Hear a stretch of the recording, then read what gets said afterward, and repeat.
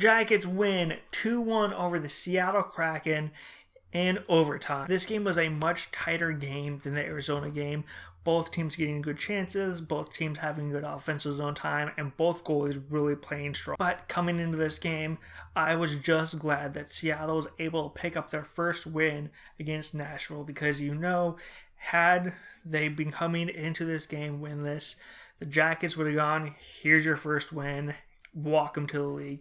That's just what they would have done. That's just how the Jackets have always been. Start off first period, Jackets come out, they have some pressure, they're paying some pucks on net, but Grubauer's making the saves, and they're hitting posts, and they're just a little bit off. But Seattle will come down, and when they're in the offensive zone, it's much of the similar things. Elvis is making the saves, they're hitting posts, they're just that much off. And after the first period, both goalies standing tall, it is 0-0. Come up for the second period, Jackets have some chances, but they can't capitalize. Seattle has some good chances, but they can't capitalize until about 6 minutes left in the period. Jackets in the offensive zone, they have some pressure going on, but Seattle's able to break it up. Ryan Donato takes the puck and just flips out of the zone, and Brandon Tanev takes off up the ice. Well, Borkstrand was back covering for Zach Werenski, who had pinched up in the play, so Tanev is coming straight at Borkstrand, and Borkstrand tries his best to defend, but that's not what he's out there for. He's out there to score goals and be an offensive threat, and he gets kind of pinned in a little bit of a spin cycle,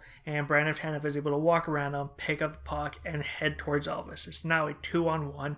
The one defenseman back is Jake Bean, and I thought Jake Bean played this really well. Brandon Tanev has Sheehan, who just came off the bench, coming into the zone. Jake Bean did a good job taking that passing lane away, so that nothing was going to go to the back door and let the Elvis have the shot.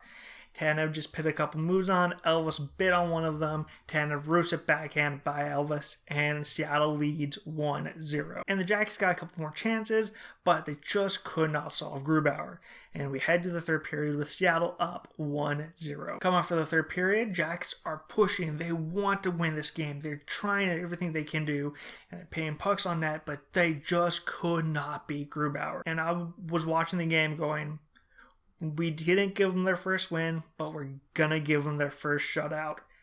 That's just the way it looked. The Jackets had zero puck luck. They could not get anything going. About halfway through the third period, Jackets are in the defensive zone. Sean Crowley wins the faceoff. Puck gets sent up the ice, and Robinson and Hoffman are now in the middle of the ice. Hoffman was able to push it through the Seattle defenders and kind of get tangled up with them a little bit, allowing Robinson to go past them, pick up the puck, and get in on Grubauer and pit a shot past Grubauer, and the Jackets now have tied the game at 1. Robinson picking up his first goal of the year. It's good to see, though, after last game where pretty much every other player got a goal or an assist or something, and they had something rewarding. They could show, look, I did this.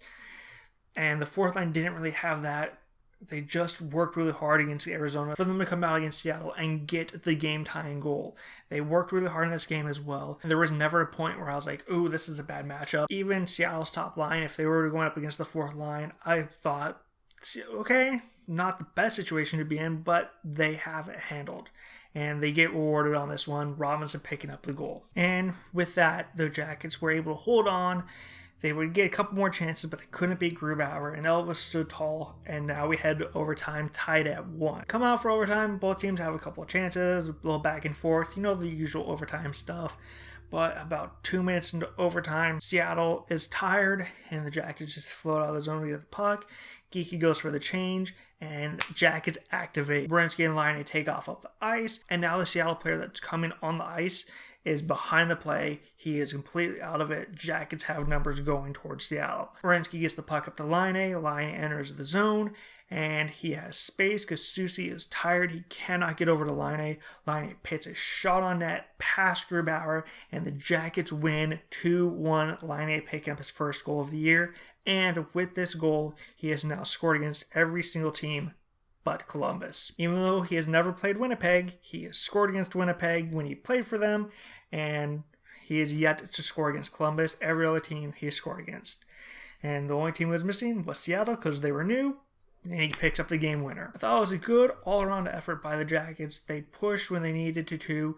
They defended when they needed to. They never looked out of it.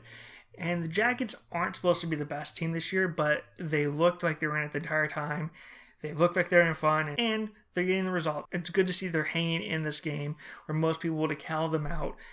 But the Jacks were able to hold on and pick up the 2-1. So until next time, click like, subscribe, all that fun stuff. Until then, I will see you later.